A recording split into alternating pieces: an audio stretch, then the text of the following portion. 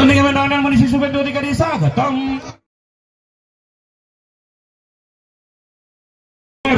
সমবায় উত্তরীয়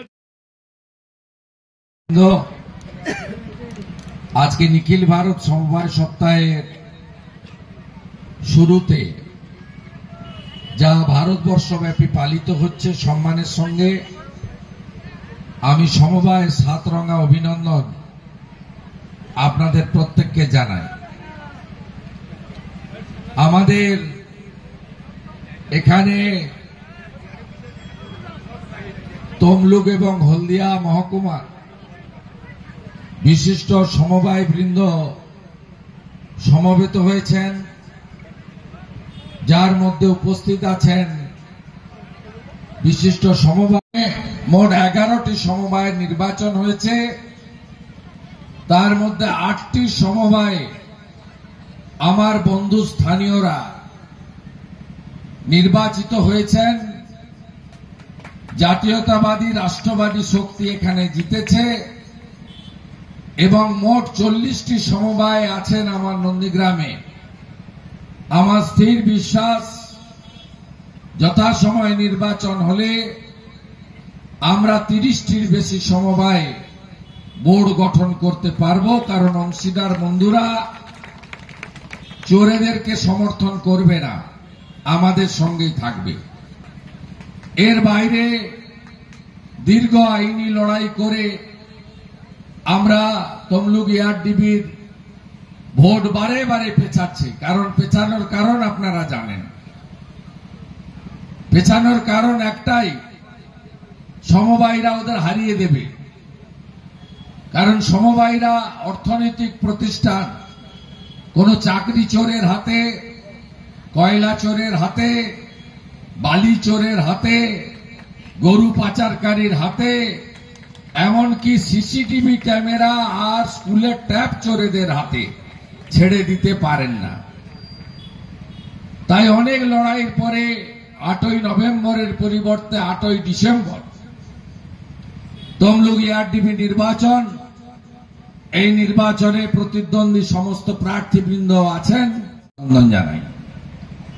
আমার সমবায়রা এসেছেন, যারা সাধারণ সদস্য, অংশীদার বন্ধু, যারা বিভিন্ন সমবায় যে ব্যাংকিং প্রথা রয়েছে তার ডিপোজিটার, আমানতকারী, আমাদের যে সমবায়ের মাধ্যমে এসএইচজি গ্রুপ মহিলাদের স্বনির্ভর গোষ্ঠী আছে, তার মা বোন দিদিরা এসেছেন।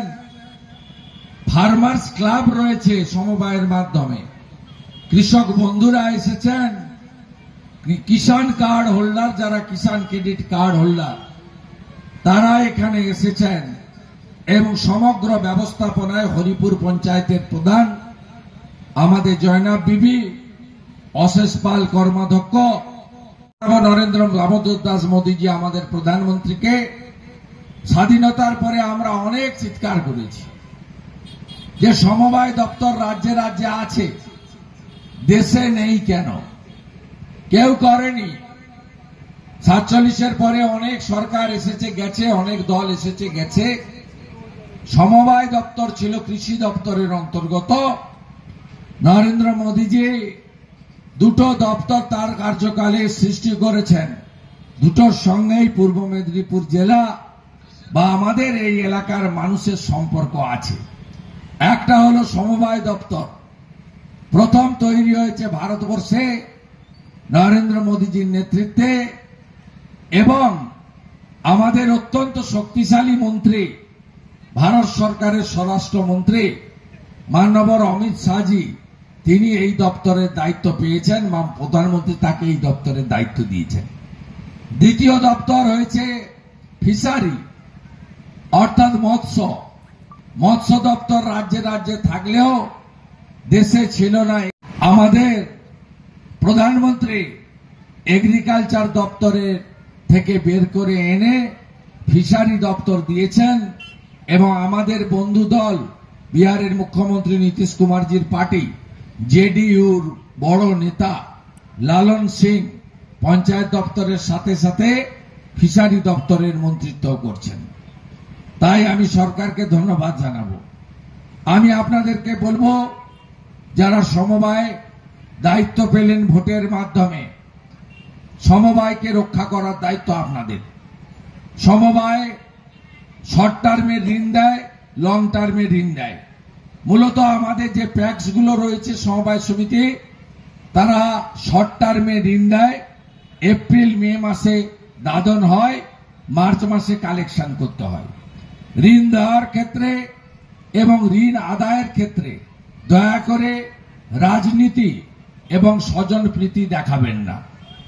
এটা যদি করেন অর্থনৈতিক প্রতিষ্ঠান ক্ষতিগ্রস্ত হবে।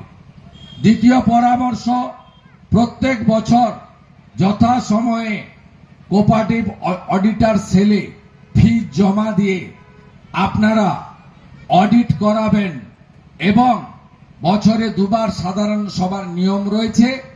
খরচের জন্য হয়তো করেন না, একবার করেন। সেই সভায় অডিট রিপোর্ট সাধারণ সভায় ডেলিগেট, যদি যে সিস্টেম আছে ডেলিগেটদের, যে ছোট সমিতি আছে সেখানে অংশীদার বন্ধুগণকে আপনার অডিট রিপোর্ট দেখাতে হবে। অডিট রিপোর্ট প্রকাশ করতে হবে, লুকানোর কিচ্ছু নেই। পরিচ্ছন্নভাবে অর্থনৈতিক প্রতিষ্ঠান তাকে বাঁচিয়ে রাখার দায়িত্ব আপনাদের। আমি অত্যন্ত অল্প বয়স থেকে সমবায়ের সঙ্গে যুক্ত। 96 সালে কন্ট্রাক্ট কোঅপারেটিভ ব্যাংকের প্রথম ডেলিগেট নির্বাচিত হয়ে সমবায় আন্দোলনে আমি যুক্ত হয়েছি। 99 সালে কাঁথি এআরডিবির আমি চেয়ারম্যান হয়েছি। পরবর্তী সময়ে কখনো কন্ট্রাক্ট কোঅপারেটিভ ব্যাংকের চেয়ারম্যান, কখনো বিদ্যাসাগর সেন্ট্রাল কোঅপারেটিভ ব্যাংকের চেয়ারম্যান। অর্থাৎ সমবায়ে যে তিনটে সেক্টর রয়েছে, নাবার্ড, ওয়েবস্টার, এআরডিবি, তারও প্রতিনিধিত্ব করার সুযোগ আমার হয়েছে। দ্বিতীয়তে প্যাক্স ডিস্ট্রিক্ট যে আছে সেখানেও আমি 1500-র বেশি সমবায় সমিতি দ্বারা যে গঠিত বিদ্যাসাগর সেন্ট্রাল কোঅপারেটিভ ব্যাংক, তার চেয়ারম্যানের দায়িত্ব পালন করেছি। এবং আরবান কোঅপারেটিভ ব্যাংক, সবচেয়ে বড় cooperative bank Contai urban bank, তারও আমি দীর্ঘদিন ধরে ডেলিগেট, ডাইরেক্টর এবং চেয়ারম্যান। মমতা ব্যানার্জির দয়ায় নয়, ভোটে জিতে। মমতা ব্যানার্জি পার্টি তৈরি করার পরে নয়, তার পার্টি তৈরি হওয়ার অনেক আগে থেকে আমি এই সমবায় আন্দোলনের সঙ্গে যুক্ত হয়েছি।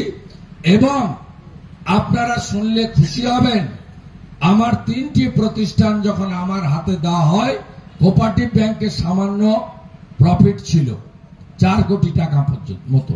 বিদ্যাসাগর ব্যাংকেও লস ছিল, কন্টাই এআরডিবিও লস ছিল। লস শুধু নয়, 4 বছরের অডিট পর্যন্ত ছিল না। আজকে কন্ট্রাক্ট কোঅপারেটিভ ব্যাংক 40-50 কোটি টাকা প্রফিট করছে বছরে।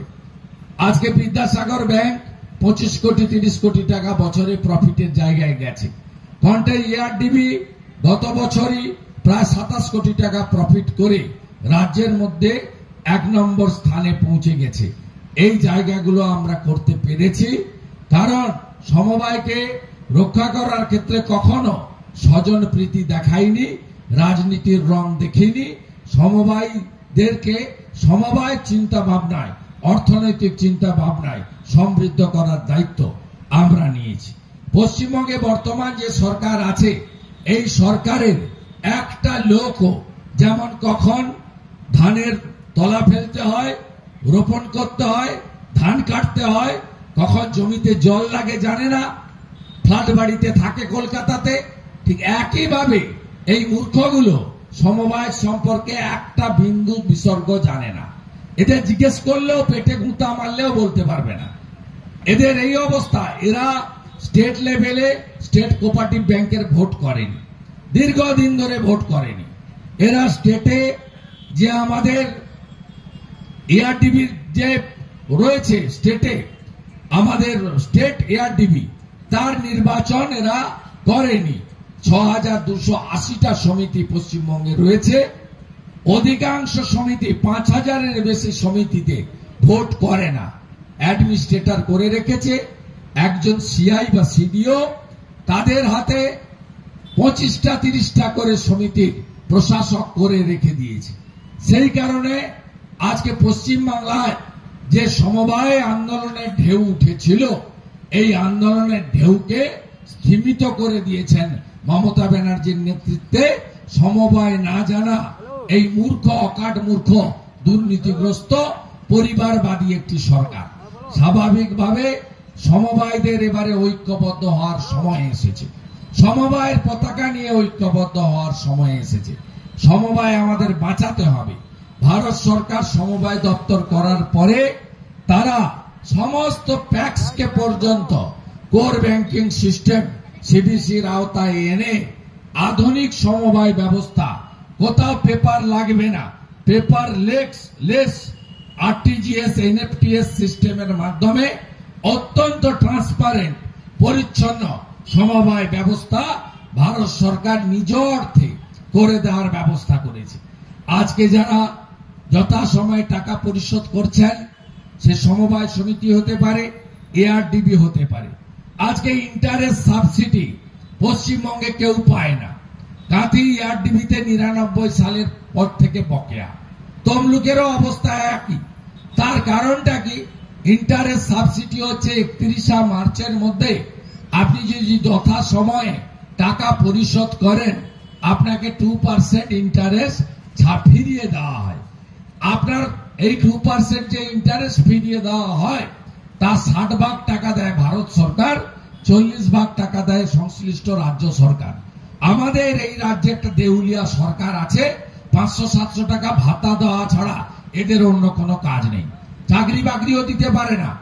এই সরকার আমাদের সমবায় ক্ষেত্রে ইন্টারেস্ট সাবসিডির যে রাজ্য সরকারের শেয়ার না দেওয়ার কারণে কেন্দ্রীয় সরকারের হাজার হাজার কোটি টাকা রাজ্যের কোষাগারে ফেলে রেখে তার সুদ থেকে খেলা মেলা, মদ খাওয়া, নাচন কুদন, ছবি ছাপানো, অনুপ্রাণিত করা, শুধু চারিদিকে একজনেরই ছবি অনুপ্রাণিত করার জন্য এই জিনিসগুলো করছে। কিন্তু আপনারা সমবায়রা ইন্টারেস্ট সাবসিডির টাকা কেন্দ্র তার শেয়ার দেওয়ার পরেও আপনাদের কাছে পৌঁছাচ্ছে না। ঐক্যবদ্ধ হওয়ার সময় এসেছে। পঞ্চায়েত পুরসভার এসএসজি গ্রুপ মিড ডে মিলের রান্না করছে, তারা নানা রকম রিভলভিং ফান্ড পাচ্ছে। আমাদের সমবায়ের দ্বারা মা, দিদি, বোনেদের যে এসএসজি গ্রুপ তৈরি করা হচ্ছে, তাদের রিভলভিং ফান্ড দেওয়া হয় না। আমাদের আওয়াজ তোলার সময় এসেছে যে আমাদের সমানভাবে দেখতে হবে। পঞ্চায়েতের এসএসজি গ্রুপের যে সুযোগ সুবিধা অধিকার, একই সুযোগ সুবিধা অধিকার আমাদের সমবায় সমিতি বা ব্যাংকের মাধ্যমে যে এসএসজি গ্রুপ আছে তাদেরও দিতে হবে। তাই আমাদের এই বিষয়গুলোকে নিয়ে আরো ঐক্যবদ্ধ হতে হবে। নন্দীগ্রামী পথ দেখাবে, পূর্ব মেদিনীপুরী পথ দেখাবে। কারণ 1947 আমরা স্বাধীনতা পাইনি, 42 স্বাধীনতা পেয়েছি। আমরা স্বাধীনতার পরেও হকের অধিকার লড়াইতে, সেই বামপন্থী আন্দোলনে বলুন, জমির আন্দোলন, খাদ্য আন্দোলন, তেভাগা আন্দোলন, এখানে আমাদের দেবী বাবুর মতো যেমন প্রণম্য জাতীয়তাবাদী নেতা ছিলেন, এখানে ঠিক একইভাবে ভূপাল পান্ডা শক্তি বলের মতো প্রণম্য বামপন্থী নেতা ছিলেন। আজকে এই জায়গায় সবসময় মানুষ নিজের অধিকার আদায়ে সম্মান, আত্মসম্মান বজায় রাখার জন্য লড়েছে। স্বাধীনতার পরে নন্দীগ্রামের আন্দোলনে উন্নয়নের জন্য ছাত্র সুরজিৎ খাটুয়া পুলিশের গুলিতে নন্দীগ্রাম বাজারে প্রাণ দিয়েছেন, যার মূর্তিতে আমরা মালা দিই। স্বাধীনতার পরে সিপিআইএম এর নেতৃত্বে সরকারের অত্যাচার, চটিপড়া হারমাদ বাহিনীর গুলি চালানো, 41 জনের শহীদ হওয়া নন্দীগ্রাম আন্দোলন, সেখানেও আপনারা রক্ত দিয়েছেন, শহীদ হয়েছেন, কিন্তু নিজের জমি মাটি ছাড়েননি, ঐক্যবদ্ধ লড়াই করেছেন। কলকাতা থেকে এক বড় নেত্রী এসেছিলেন, মুসলিমদেরকে ভুল বুঝিয়ে তাদেরকে ধর্মের নামে সাম্প্রদায়িকতার বীজ বপন করে ঐক্যবদ্ধ করে আপনাদের ভূমিপুত্র শুভেন্দু অধিকারীকে হারিয়ে দেওয়ার জন্য। আপনারা গরিষ্ঠ সংখ্যক মানুষ অনেক কিছু পাওয়ার প্রলোভনকে প্রত্যাখ্যান করে বাড়ির ছেলেকে, বন্ধুকে, ভাইকে আপনারা বিধানসভায় পাঠিয়েছেন, বিরোধী দলনেতা করেছেন। আপনারা লড়াই করতে জানেন, আত্মসম্মান বোধ, মেরুদণ্ড সোজা রেখে লড়াই করা আপনাদের কাছ থেকে সবাই শিখতে পারে। একটা সময় মহামতি গোখলে বলতেন, what Bengal things today, rest of the India things tomorrow. কংগ্রেসের তৎকালীন বড় নেতা দেশবন্ধু চিত্তরঞ্জন দাস বলতেন, what Midnapore things today, rest of the Bengal things tomorrow. আপনারাই পথ দেখাতে পারেন। আমাদের জেলায় হাতে শাক আর জাতীয় পতাকা নিয়ে মাতঙ্গিনী হাজরা যেমন শহীদ হয়েছেন, কাঁথির বীরেন্দ্রনাথ শাসমল, যাকে আমরা দেশপ্রাণ বলি, একমাত্র হিন্দু ব্যক্তি যাকে মৃত্যুর পরে দাঁড় করিয়ে পড়ানো হয়েছিল, কারণ তিনি কোনদিন মাথা নিচু করেননি। তিনি কংগ্রেসের অধিবেশনে মেদিনীপুর এবং 24 পরগনাকে অপমান করা হয়েছিল বলে জুতো খুলে দুটো জুতো কলকাতার লোকেদের জন্য রেখে দিয়ে মিটিংয়ে কংগ্রেস অধিবেশনে খালি পায়ে বেরিয়ে এসেছিলেন তৎকালীন প্রতিবাদ করে, এবং খালি পায়ে হেঁটে অবিভক্ত 24 পরগনা, অবিভক্ত মেদিনীপুরে ট্যাক্স বন্ধ আন্দোলন করে তিনি গোটা ভারতবর্ষে সত্যাগ্রহীদের কাছে আলাদা দিশা দেখিয়েছিলেন। যে 1908 11ই আগস্ট কেশপুরের বিস্ময় বালক ক্ষুদিরাম বসু, তরুণ যুবক, জীবন মৃত্যুকে পায়ের ভিত্ত করে তিনি আত্মবলিদান দিয়েছেন। আমরাই সেই মেদিনীপুর যেখানে বর্ণ পরিচয়ের স্রষ্টা বিদ্যাসাগর জন্মগ্রহণ করেছিলেন, নইলে বাংলাতে নিজের নাম, পরিবারের নাম কেউ লিখতে পারতেন না। এই মেদিনীপুরের ঐতিহ্য রাখতে হবে, সমবায় আন্দোলনকে দীর্ঘজীবী করতে হবে, এসএইচজি গ্রুপ আরো খুলতে হবে, আরো সমবায়দের মেম্বারশিপ শেয়ার হোল্ডার করতে হবে, সমবায়ের মধ্যে ফার্মার্স ক্লাব করে কৃষকদেরকে, ফিশারম্যানদেরকে ঐক্যবদ্ধ করতে হবে। আমাদের চেষ্টা করতে হবে একটা বাড়ি, একটা প্রাপ্ত বয়স্ক যেন সমবায় আন্দোলনের বাইরে না থাকে। কাউকে এসকেইউস এর মেম্বার করুন, কাউকে ইসিসিএস এর মেম্বার করুন, কর্মচারীদের মর্যাদা রেখে অর্থনৈতিক, সামাজিক আরো দৃঢ়ীকরণ, শক্তিশালী করার কাজ আপনারা করবেন। আপনাদের সকলকে আগামীকাল রাস পূর্ণিমা, আগামীকাল ভগবান বিরসা মুন্ডার জন্মদিন এবং অন্যান্য অনেক অনুষ্ঠান রয়েছে, তার শুভকামনা জানিয়ে আপনারা যথাসময়ে এখানে এসেছেন।